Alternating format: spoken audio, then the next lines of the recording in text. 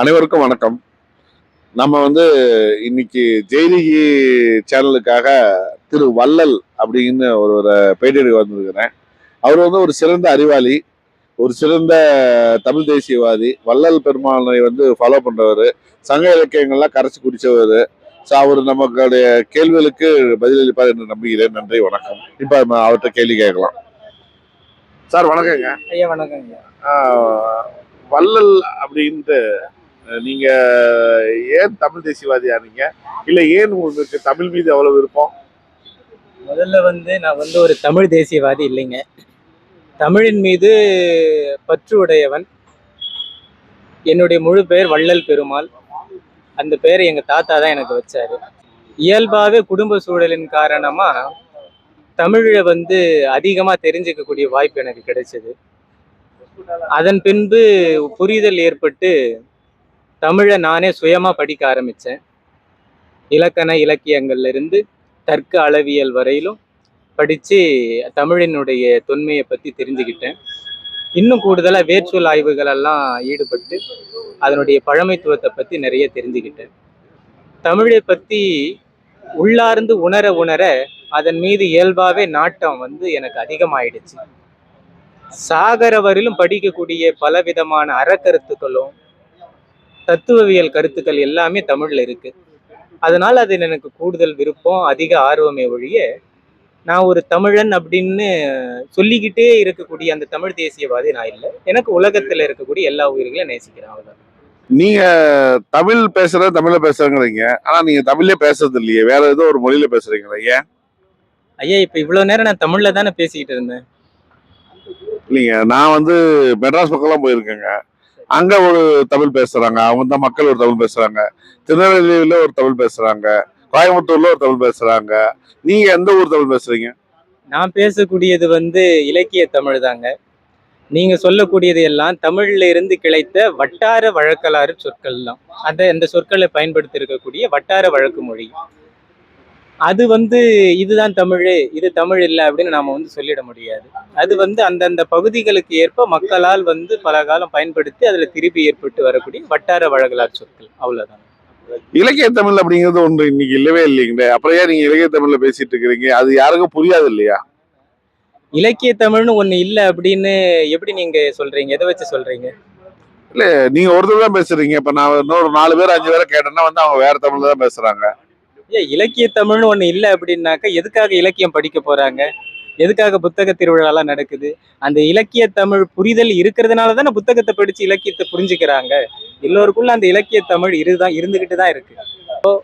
சங்க காலங்கள்ல அதற்கு முந்தைய காலங்கள்ல பயன்படுத்தப்பட்ட சொற்கள், வழக்கலாற்று சொற்கள், இது எல்லாம் அதற்கு பிந்தைய இலக்கியங்கள்ல இல்லை. பக்தி இலக்கிய காலங்கள்ல பேசப்பட்ட அந்த வழக்கலாற்று சொற்கள் அதற்கு பிந்தைய காலகட்டங்கள்ல இல்லை.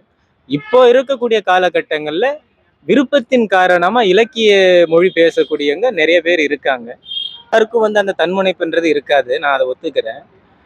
ஆனா இதை போல ஒரு விஷயம் வெளியே தெரிய வரும் பொழுது, ஒரு விடயம் வெளியே தெரிய வரும்போது, இப்படி இருக்கு, இலக்கிய சொற்கள் இருக்கு, அதனுடைய மொழிகள், அதற்குடைய நடைகள் எல்லாம் இருக்கு அப்படின்னு தெரிய வரும் பொழுது அதை முயன்று போய் படிக்கிறதுல ஏதேனும் தவறு இருக்கா?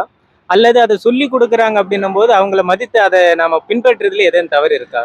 நீங்க இங்க புத்தக திருவிழாலே பாத்தீங்க, தூய இலக்கியம் பேசுற ஒருத்தர் வந்தாரு, தூய தமிழ் வேர்ச்சொல் பேசுற ஒருத்தர் வந்தாரு, கூட்டம் வரல. நேற்று நார்மல் தமிழ்ல ஒரு கலோக்கியில நம்மள மாதிரி பேசுற ஒருத்தர் வந்தாரு, கூட்டம் இருந்துச்சு. அப்ப எதை மக்கள் ஃபாலோ பண்ணுவாங்க, எதை கூட்டம் வருமோ அதுதானே பார்க்க முடியும். இதை நான் எப்படி பாக்குறேன் அப்படின்னா, வேர்ச்சொல் ஆய்வு ஒரு சிறந்த ஒரு மொழியியல் ஆய்வறிஞர் வந்தாரு. அவர் ஆய்வு நெறிப்படி தமிழினுடைய தொன்மையை பத்தி விளக்கி பேசினாரு. கூட்டம் குறைவாக தான் இருந்தது. ஆனா அந்த குறைவா இருந்த கூட்டங்கள்ல அவங்களுடைய அந்த கவனிப்பு, அவங்களுடைய அந்த அந்த ஆர்வம், இது எல்லாத்தையும் நான் பார்த்துக்கிட்டு தான் இருந்தேன். அவர் அந்த சொல்லாய்வின் அடிப்படையிலையும் வரலாறுகளை முன்னெடுத்து வைக்கும் பொழுது மக்களினுடைய கவனம் அவ்வளவு ஒரு நுண்ணியதா இருந்தது. எல்லாருக்குமே வந்து கண்டிப்பா ஒரு ஈர்ப்பு, ஒரு ஒரு தூண்டுதல் வந்து அந்த இடத்துல கிடைச்சது. 1000 பேரு இல்ல அதற்கும் மேற்பட்ட ஒரு கூட்டம் இருந்து அதன் மீது சொல்லக்கூடிய கருத்தின் மீது ஒரு ஈர்ப்பு இல்லாம, ஒரு நாட்டம் இல்லாம, ஒரு கவனம் இல்லாம சும்மா வந்துட்டு போறதை விட, குறைவான நபர்கள் இருந்தாலும் சொல்லக்கூடிய கருத்தை நிறைவா உள்வாங்கி அதை பற்றி ஒரு புரிதல் கிடைச்சது அப்படின்னும் பொழுது அதுதான் சிறந்தது. மொழியியல் ஆய்வறிஞர் வந்து பேசிட்டு போனதுக்கு அப்புறம் அவரை தனிமையில சந்தித்து பேசினவங்க எத்தனை பேர் இருக்காங்க? ஐயா நீங்க சொன்ன கருத்துக்கள்லாம் புதுமையானதா இருக்கு, மிகவும் தொன்மையானதா இருக்கு, இதெல்லாம் எங்களுக்கு தெரியலன்னு அவரை தனிமையில சந்தித்து அவர்களினுடைய தனிப்பட்ட கருத்துக்களை எல்லாம் கேட்டாங்க. இந்த சொல்லுக்கு என்ன விளக்கம், இப்படியெல்லாம் இருக்கு, இதற்கு இந்த சொல்லுக்கு என்ன விளக்கம், இப்படியெல்லாம் வந்து சொல்லி இருக்காங்களே இந்த நூல்கள்ல, அதற்கு என்ன விளக்கம்னு ஏறத்தாழ 4 மணி நேரத்துல இருந்து 5 மணி நேரம் வரலும் அவரை தனிமையில சந்திச்சு விளக்கம் கேட்டாங்க. இனத்துக்கு மொழியும் வரலாறும் இரட்டை குழவி அப்படின்னு சொல்லுவாங்க. எந்த ஒரு இனம் தன்னுடைய மொழியையும் வரலாற்றையும் இழக்குதோ அந்த இனம் அதனுடைய அழிவை நோக்கி பயணிக்குது அப்படின்னு தான் வந்து பொருள்.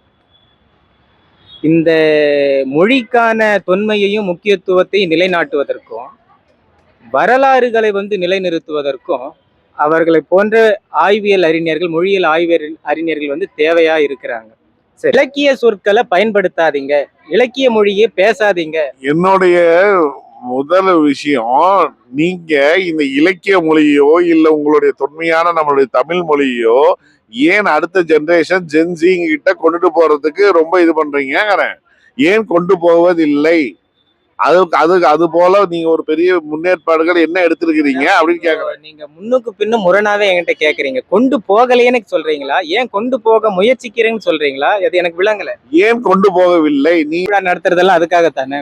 புத்தக திருவிழால எல்லாருக்கும் வாசிப்பு பழக்கத்தை ஊக்குவிடுத்துறதுக்கும் அடுத்த தலைமுறைகளுக்கும் குழந்தைகளிடத்திலும் இளைஞர்களிடத்தில் எல்லாரிடத்திலையும் தமிழை கொண்டு போய் சேர்க்கிறதுக்காகவும் தானே. தமிழ் இலக்கியங்களை வந்து அவங்களுக்கு புகுத்துவதற்காகத்தானே. தமிழ் இலக்கியம் அப்படின்றத வந்து பாத்தீங்க அப்படின்னா அறிவு சார்ந்த ஒரு ஒரு என்ன சொல்றது, ஒரு கருவூலம்னு சொல்லலாம். கருவூலம், அறிவு கருவூலம்னு சொல்லலாம். அது வந்து அந்தந்த தாய்மொழியில இருக்கிறவங்க வந்து மேம்பட அதை பத்தி தெரிஞ்சுக்கதாங்க அவங்களுடைய உண்மைத்துவம் வந்து வெளிப்படும். ஒரு மொழியை தாய்மொழியாக கொண்ட நான், தமிழை தாய்மொழியாக கொண்ட நான், அந்த தமிழ் மொழி உணர்வுல வந்து அறிவு கருவூலத்தை பெறாத வரையிலும் மற்ற ஒரு மொழியில வந்து எனக்கு அந்த அறிவு கருவூலம் வந்து மேம்படாது.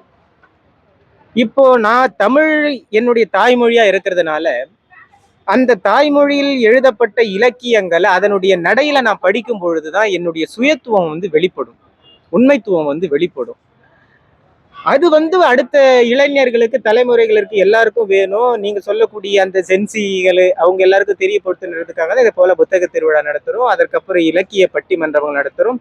நிறைய கலந்துரையாடல் நிகழ்ச்சிகள், அதுக்கப்புறம் நிறைய நிகழ்ச்சிகள் ஏற்படுத்தி கூட்டங்களை கூட்டி எல்லாருக்கும் அதை வெளிப்படுத்துறோம். தொல்காப்பியர் வந்து சொல்லியிருப்பாருங்க, எல்லா உயிர்க்கும் இன்பம் என்பது தான் அமர்ந்து வரும் ஏவற்றாகும் அப்படின்னு.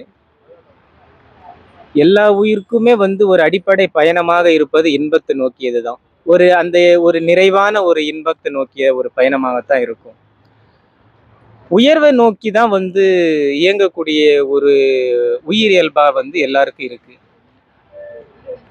நாம மேற்கட்ட இடத்துல அதற்கு அடுத்த நிலையில மேல போகணும் அப்படின்றதுதான் வந்து அடிப்படை கருத்தா இருக்கும். ஒண்ணு நீங்க எங்களை வந்து உங்க உயரத்துக்கு தூக்குங்க, இல்லைன்னா எங்க இடத்துக்கு கீழே இறங்கி வாங்க அப்படின்னு நீங்க சொல்றதா நான் நினைக்கிறேன். அப்படிதானே? இது வந்து எந்த அளவுக்கு நியாயபூர்வமான ஒரு விடயம் அப்படின்றது நீங்களே நினைச்சுக்கங்க. உங்க உயரத்துக்கு எங்களை உயர்த்துங்க அப்படின்னு கேட்கறது வந்து நல்லது. எங்க இடத்துக்கு நீங்க இறங்கி வந்து இருந்துருங்க அப்படின்னு கேட்கறது வந்து நியாயம் இல்லை. நீங்க ஏங்க இன்னும் சங்க காலத்தை பிடிச்சி தொங்கிக்கிட்டு லோவா இருக்கிறீங்க? இந்த ஜெனரேஷனோட உயரத்துக்கு எங்க உயரத்துக்கு வாங்கன்னு நான் கேக்குறேன். உங்க உயரத்துக்கு வர சொல்றீங்களா, உங்களை உயர்த்துறதுக்கு வர சொல்றீங்க? எங்க உயரத்துக்கு வாங்கங்கிறேன். உங்க உயரத்துக்கு நான் வந்துட்டேங்க. அதுல என்ன பலன்? வந்துட்டு என்ன செய்யணும் சொல்லுங்க மக்களே. எங்க உயரத்துக்கு வந்ததுக்கு அப்புறம் என்ன பலன் அப்படிங்கிறத பத்தி நம்ம அடுத்த நிகழ்ச்சி சந்திப்போம். நன்றி, வணக்கம்.